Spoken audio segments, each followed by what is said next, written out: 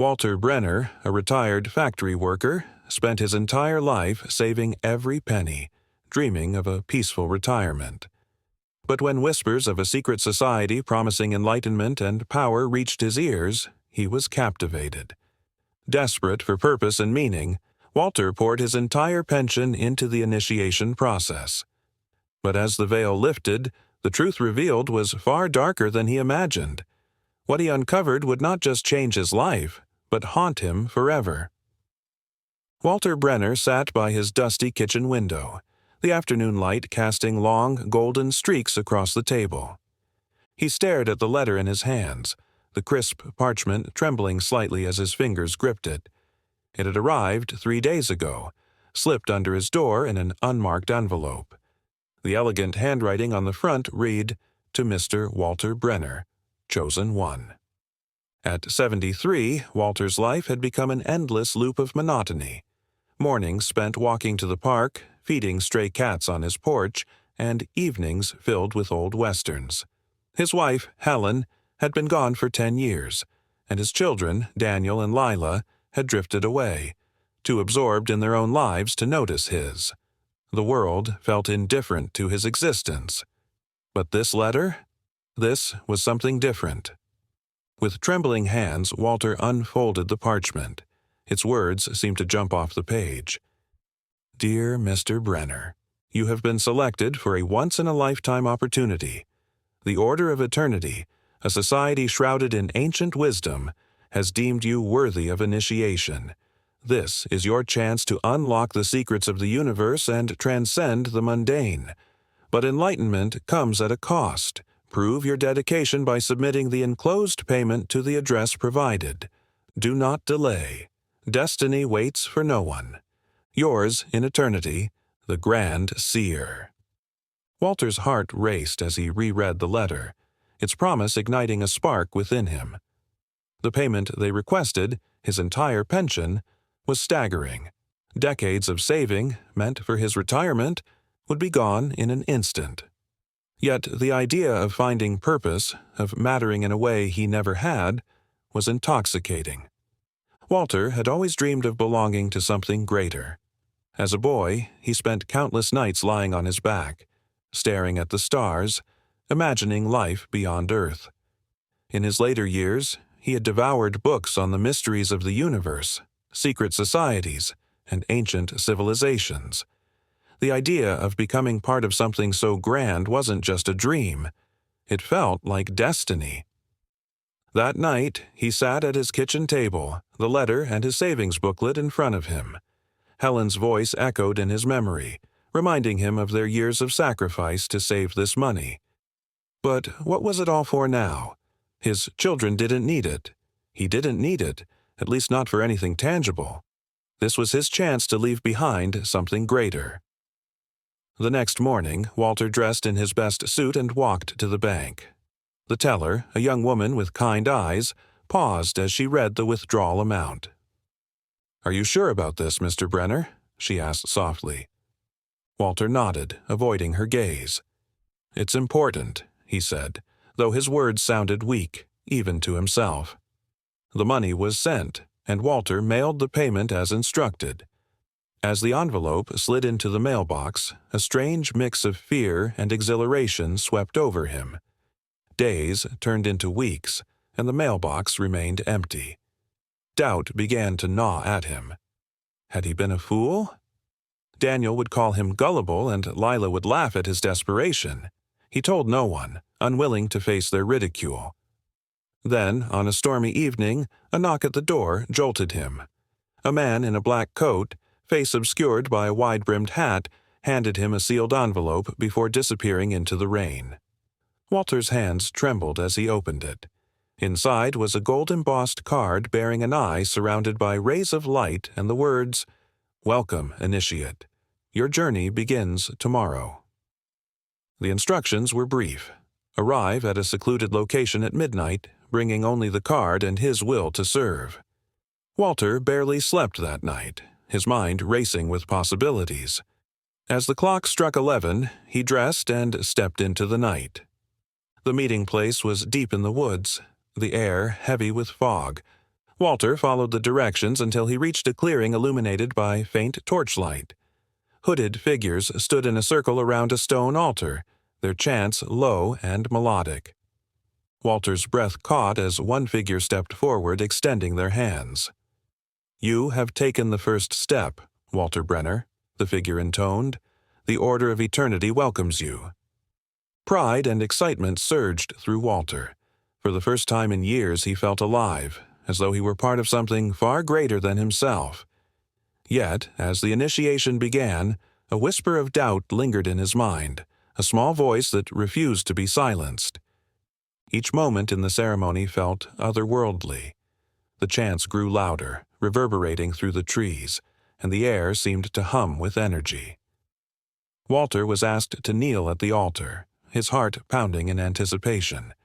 As he did, a hooded figure placed a hand on his shoulder and spoke words in a language he couldn't understand. He wanted to believe this was the start of something extraordinary, but the shadow of uncertainty loomed large. And then, the figure removed their hood. Walter stared into a face he did not recognize, a stern, inscrutable gaze that seemed to pierce through him. "Your faith will be tested, Walter Brenner," the figure said. "Sacrifice is only the beginning. Do you have the strength to continue?" Walter swallowed hard. "I do," he whispered, though a part of him wondered if he truly meant it. Walter Brenner knelt before the altar, the dampness of the forest floor soaking into his knees. The hooded figure before him exuded authority, their gaunt face and piercing gray eyes making Walter feel exposed.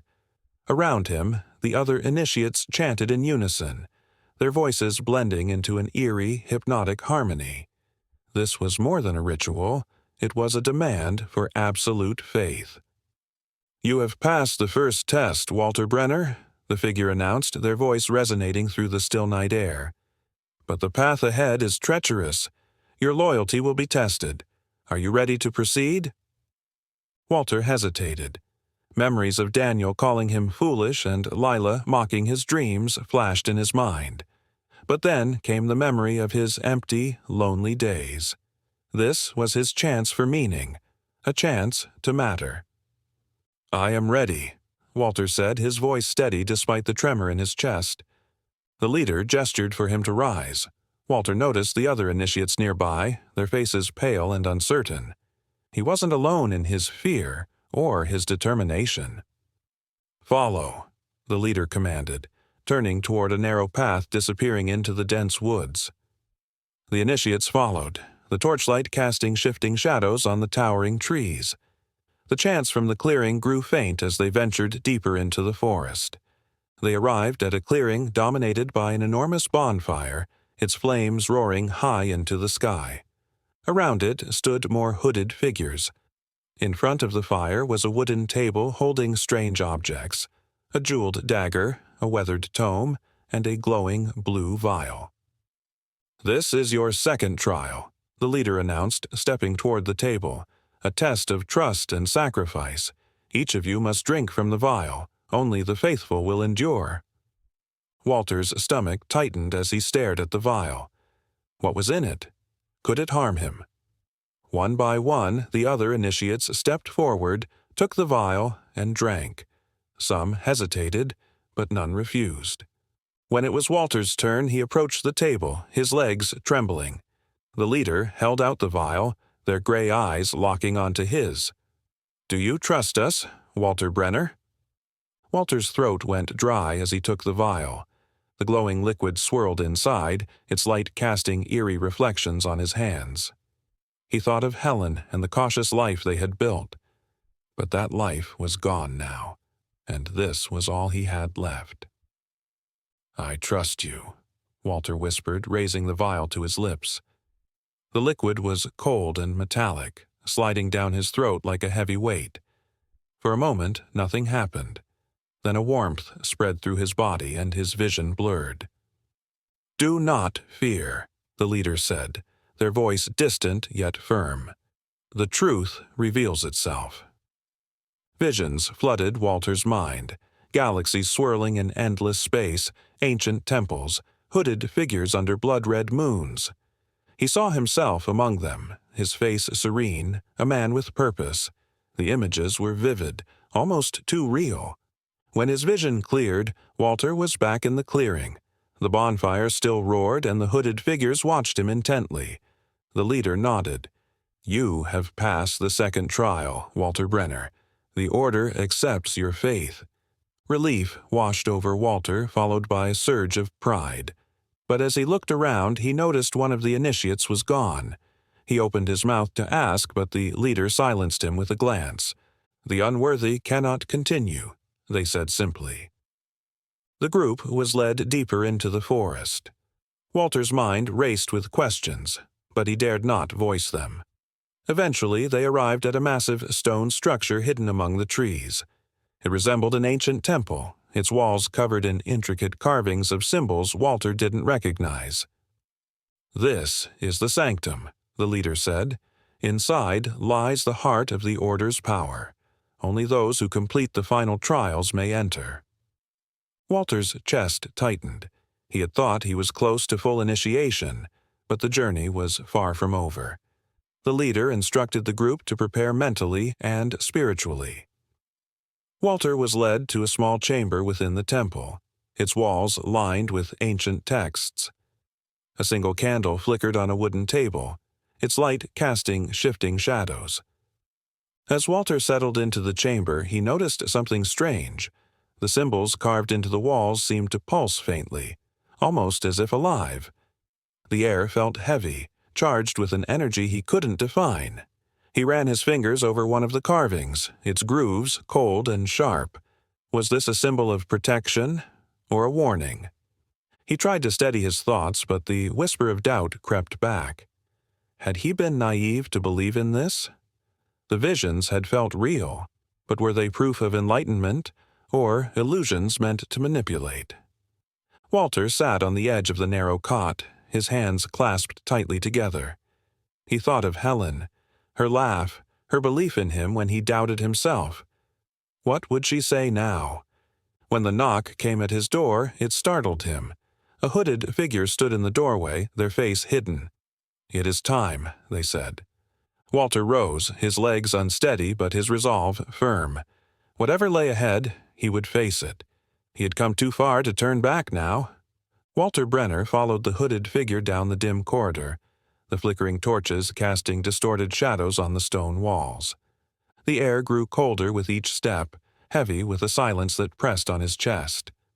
Walter's heart pounded and his breath came in shallow gasps. He clenched his fists, bracing himself for whatever lay ahead. They stopped at an iron-bound door etched with twisting symbols that seemed to shimmer in the faint light. The hooded figure turned to face him, their voice calm yet commanding. "Beyond this door lies your third trial. Here you will face the weight of your truths. Many falter, but those who succeed find clarity. Are you prepared?" Walter hesitated briefly, doubt gnawing at the edges of his mind, but he forced himself to nod. "I'm ready," he said, though his voice quivered slightly. The door creaked open, revealing a circular chamber bathed in faint golden light. Intricate carvings covered the walls, their patterns telling stories of struggle and triumph. At the center of the room stood a pedestal holding a small, polished mirror. Though the chamber was silent, Walter felt as if unseen eyes were watching him, the air heavy with expectation. "Step forward," the hooded figure instructed. "This is the mirror of confrontation. Look into it and confront what it reveals. Only those who accept their truth may continue." Walter approached cautiously, his breath shallow. As he gazed into the mirror, his reflection began to ripple, shifting into something else. At first, it showed his current self, an older man, lined with regret. But the image changed. He saw himself as a young man beside Helen, her laughter ringing out. For a moment, warmth filled him. But the image darkened. Helen vanished, and he saw himself after her death, angry, bitter, and withdrawn. He watched moments he had buried deep, yelling at Daniel, ignoring Lila's calls. Their faces stared back at him, hurt and distant, as they drifted from his life. "You pushed them away," the reflection hissed. "You let your grief consume you. You abandoned them." Walter's chest tightened, tears stinging his eyes. "I didn't mean to," he whispered. "I didn't know how to cope." "Excuses," the reflection spat. "You chose loneliness over love, regret over healing. Do you see your truth now?" The mirror rippled again, showing him as he was now, alone, surrounded by silence and regret. The weight of it was suffocating. "I see it," Walter said, his voice trembling. Tears streamed freely, but he couldn't deny the truth. "I see it, and I accept it. I failed them, but I can still change." The golden light brightened, enveloping him in warmth. When he opened his eyes, the mirror reflected his current self, tired, yet resolute. The hooded figure stepped forward, their tone softer now. "You have faced your truth, Walter Brenner. Few have the courage to do so. You may proceed." Relief washed over Walter, though it was fleeting. The hooded figure gestured for him to follow, leading him deeper into the temple. The torches burned dimmer and the air grew heavier. Walter's legs trembled, the emotional toll weighing on him. They stopped at another door, this one carved with coiled serpents. "Your fourth trial awaits," the figure said. "This is the trial of faith. Be warned, the challenges grow more arduous." The door opened to reveal a vast chamber. At its center was a chasm, its depth obscured by shadows. Across it lay glowing stepping stones, their faint light offering no clear path. "You must cross the abyss," the figure said. "Not all stones will hold your weight. Trust your instincts." Walter stepped to the edge, his breath catching as he peered into the void. One misstep, and he would fall. He clenched his fists, drawing strength from Helen's memory. She had always believed in him, even when he doubted himself. Tentatively, he stepped onto the first stone. It held firm beneath his weight. He exhaled shakily, then took another step. Each movement felt like an eternity. The hooded figure watched silently from the far side, offering no guidance. Halfway across, one stone wobbled and he nearly lost his balance. Fear surged through him, but he steadied himself, focusing on the faint glow of the next stone. Slowly, he moved forward, step by step, the darkness pressing in but never overtaking him. When he reached the other side, his legs nearly gave out. The hooded figure nodded approvingly. "You have shown great resolve, Walter Brenner. Few make it this far. Rest now, for the final trials will demand even more." Walter followed them into another chamber, smaller and quieter. A single cot sat against the wall, a flickering candle casting soft light. As he lowered himself onto the cot, his body weary and his mind racing, he couldn't help but wonder, what awaited him next? The journey had already tested him in ways he never imagined, but turning back was no longer an option. Walter Brenner awoke to the faint sound of chanting. The air in the small chamber felt heavier, carrying a sense of foreboding. The flickering candle had burned to a stump, casting long shadows on the walls. He sat up slowly, his body stiff from the trials of the previous night. His thoughts lingered on the mirror of confrontation and the abyss he had crossed. How much more could he endure? A knock at the door interrupted his thoughts. A hooded figure stood in the doorway, their face obscured in shadow. "It is time," they said simply. Walter stood, his legs trembling slightly as he followed the figure through the labyrinthine halls of the temple. The torches cast flickering light on the carvings, each one depicting cryptic scenes of triumph and sacrifice. His mind raced with questions. What was the purpose of these trials? What awaited him at the end? The corridor opened into a large chamber, its ceiling disappearing into darkness. At the center stood a stone table surrounded by 6 hooded figures, their heads bowed as they chanted in a language Walter didn't understand. The figure leading him gestured for him to step forward. "You have reached the trial of sacrifice," one figure intoned, their voice echoing through the chamber. "This trial will test your commitment. Are you prepared to give what is most precious to you?" Walter's breath caught. Sacrifice? He had already given his entire pension, faced his darkest truths, and crossed an abyss of uncertainty. What more could they ask? The chanting stopped. Another figure stepped forward holding a small wooden box. Inside was a dagger with an ornate hilt, its blade gleaming unnaturally. "You must offer a piece of yourself," the figure said. "Only then can you prove your devotion." Walter's heart pounded as he stared at the dagger. What did they mean? He looked around, their presence overwhelming. I don't understand," he stammered. The figure raised a hand.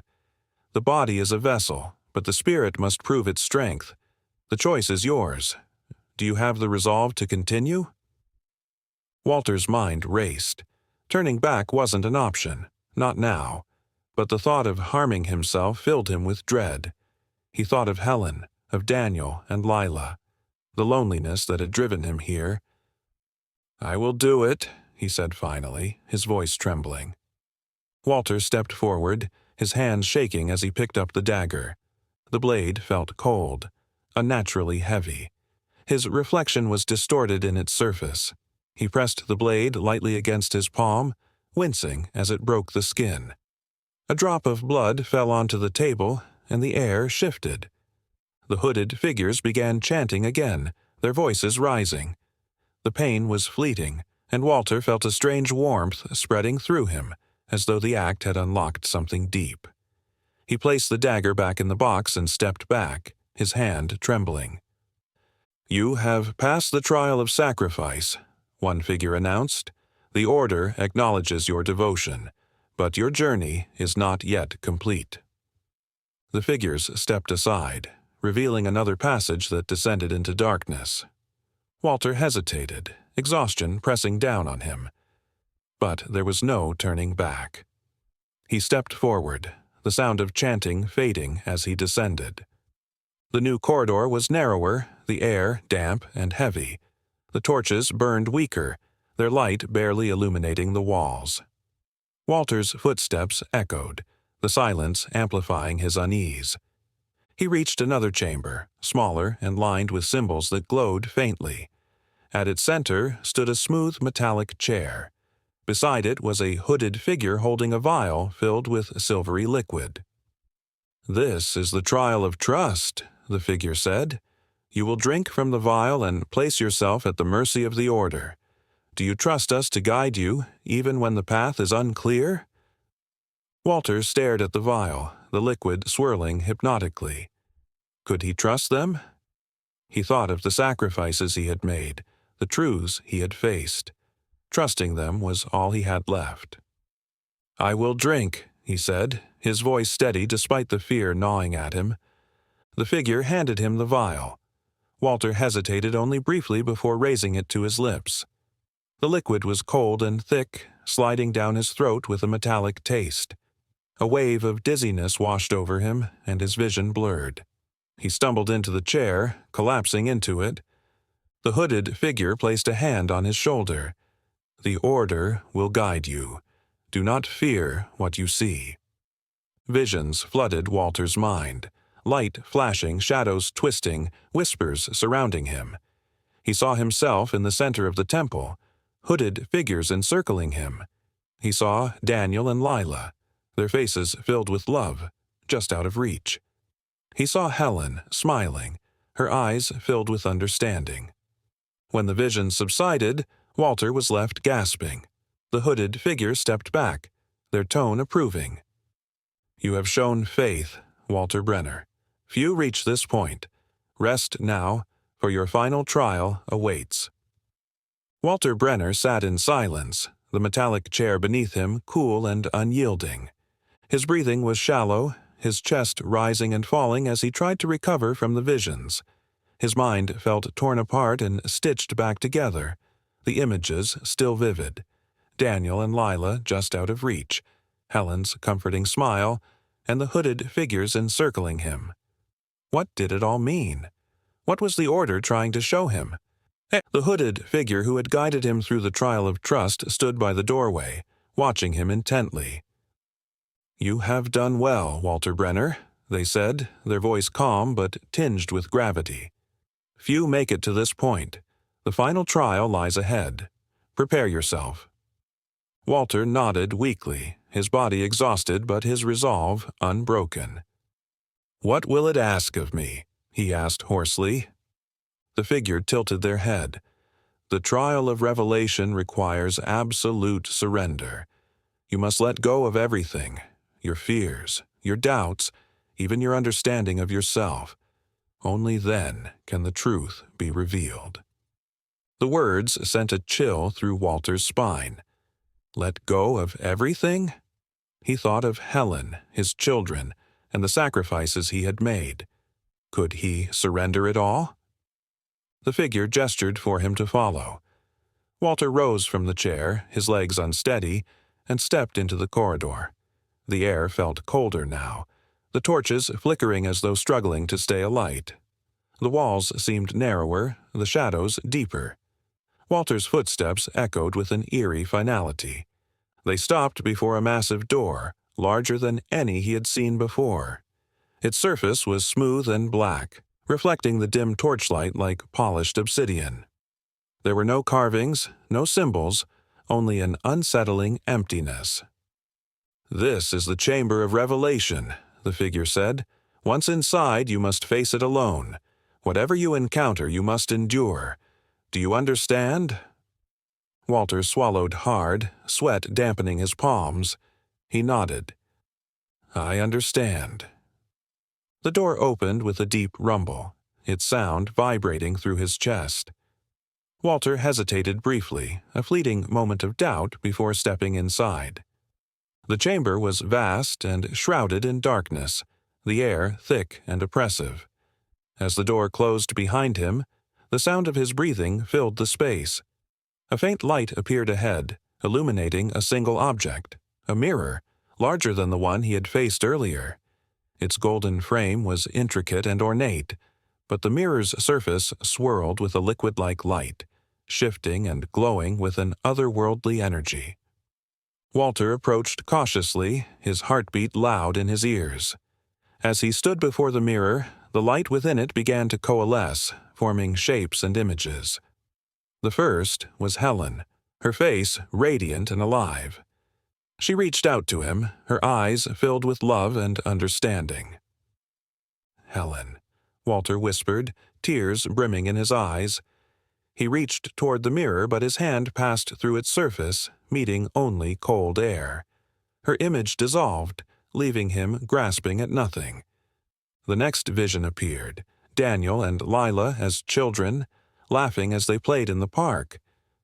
Walter smiled at the memory, his heart aching with nostalgia. But the scene darkened. Now they were adults, their faces filled with disappointment. "You weren't there for us," Daniel's voice said, clear and cutting. "You let us go." Walter staggered back, the weight of their words crushing him. "I tried," he said, his voice cracking. "I didn't know how to be enough for you." The mirror rippled again, showing Walter as he was now, an old man, alone in his empty house. The image spoke, its voice a hollow echo of his own. "You spent your life searching for meaning, but you never looked in the right places. You let your pain define you." Walter sank to his knees, trembling. The truth was unbearable, yet undeniable. He had spent years running from guilt and searching for answers, but he had never truly faced himself, his flaws, his failures, and his humanity. The light in the mirror grew brighter, filling the chamber with a blinding radiance. Walter shielded his eyes, his heart racing. A voice echoed, deep and resonant, yet gentle. "You have carried your burdens for too long, Walter Brenner. To move forward, you must let them go. Do you have the strength to forgive yourself?" The question struck him like a blade. Forgive himself. He thought of all the wasted years, the love he had pushed away, the relationships he had neglected. Could he truly forgive himself? He began, his voice trembling. I don't know how. The voice softened. Let go of the past. It cannot be changed. The future is still yours to shape. Do you accept this truth? Walter closed his eyes, tears streaming. He thought of Helen, Daniel, and Lila, and the sacrifices he had made. Slowly, he nodded. I accept it. The light grew warmer, enveloping him. The weight on his chest lifted, and for the first time in years, Walter felt peace. The mirror cleared, reflecting only his current self. He saw a man who was flawed, broken, but still standing, a man who still had the chance to change. When the light faded, the chamber was silent once more. The door opened and the hooded figure stepped inside. You have passed the trial of revelation, they said reverently. The Order welcomes you fully into its fold. You are one of us now. Walter rose to his feet, his body weary but his spirit lighter. As he followed the figure out of the chamber, he felt a sense of purpose unlike anything he had known before. The journey had tested him in every way imaginable, but he had emerged stronger, ready to embrace whatever lay ahead. Walter Brenner stepped into the great hall of the Order, his footsteps echoing against the cold stone floor. The hooded figure who had guided him through the chamber of revelation stood beside him, their presence solemn yet comforting. The air here felt different, lighter, as though the oppressive weight that had clung to him since entering the temple had finally lifted. The hall was vast, illuminated by an ethereal light that seemed to emanate from nowhere. At the far end stood an ornate throne carved from shimmering white stone, its surface glowing faintly. Surrounding it were dozens of hooded figures, their faces hidden, yet their silent presence carried an unmistakable air of reverence and belonging. This, the hooded figure said, gesturing toward the throne, is where the Order welcomes its initiates. You have proven your strength, your faith, and your devotion, Walter Brenner. Few make it to this moment. Are you ready to embrace the truth and take your place among us? Walter's heart raced as he stared at the throne, its intricate carvings shifting under the light. After all he had endured, all the trials and sacrifices, this was the culmination of his journey. But what did it mean to embrace the truth? What lay beyond this moment? I'm ready, Walter said, his voice steady despite the tremor in his chest. The hooded figure nodded and motioned for him to follow. As they approached the throne, the surrounding figures began to chant, their voices low and harmonious. The sound grew in intensity, filling the hall with a resonance that seemed to vibrate through Walter's very being. It was both unsettling and comforting, a reminder of the power he had sought and the journey that had brought him here. When they reached the base of the throne, the hooded figure stepped aside, leaving Walter to ascend the steps alone. Each step felt heavier than the last, not from exhaustion, but from the weight of the moment. When he finally reached the top, he turned to face the assembly below. The chanting stopped, and the hall fell silent.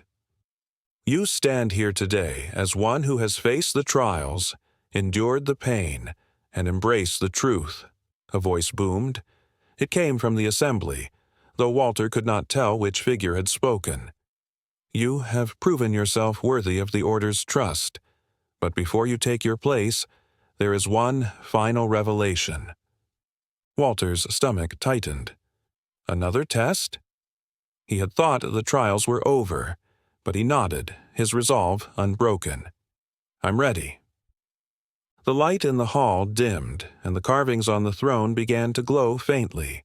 The air grew warmer as a figure stepped forward from the assembly. Unlike the others, this figure's hood was lowered, revealing a face that made Walter gasp. It was Daniel. But it wasn't just Daniel as he remembered him. This was Daniel as a man fully grown, his face bearing lines of wisdom and strength, his eyes clear and piercing. Walter's heart ached at the sight of him. Daniel, he whispered, his voice trembling. Is it really you? Daniel's expression was both kind and stern. "It is me, Father, but not as you knew me. I am here to guide you through your final revelation." Walter's knees nearly buckled. "I don't understand. Are you part of the order? Have you been here all along?" Daniel shook his head. "No, Father.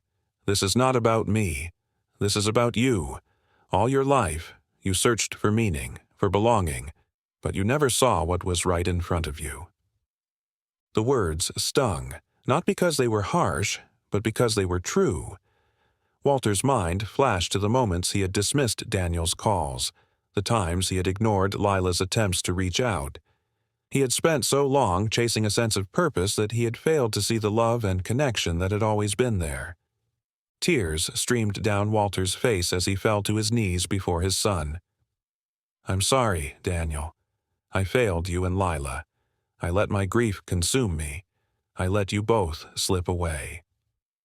Daniel knelt before him, placing a hand on his father's shoulder. "It's not too late, Father. The past is unchangeable, but the future is still yours to shape. Do you understand what that means?" Walter nodded through his tears. "I think I do. I've spent so long looking for answers outside myself, but the truth was always within me." The light in the hall brightened, warm and all-encompassing. The carvings on the throne pulsed with life, their intricate patterns radiating outward until the entire hall seemed to glow. Walter felt a weight lift from his chest, the burdens he had carried for so long dissolving into the air. Daniel smiled, his eyes filled with pride. "You are ready now. Welcome, Father, to the truth." As the light consumed the hall, Walter felt a sense of peace unlike anything he had known. The fear, the doubt, the loneliness, they were gone, replaced by deep understanding and connection to something greater than himself. When the light faded, Walter found himself standing alone in the great hall. The throne, the figures, even Daniel were gone. But he didn't feel abandoned. For the first time, he felt whole. He turned to leave the hall, the journey behind him and a new purpose ahead. The world outside awaited, and Walter Brenner, a man who had lost everything only to find himself, was ready to face it.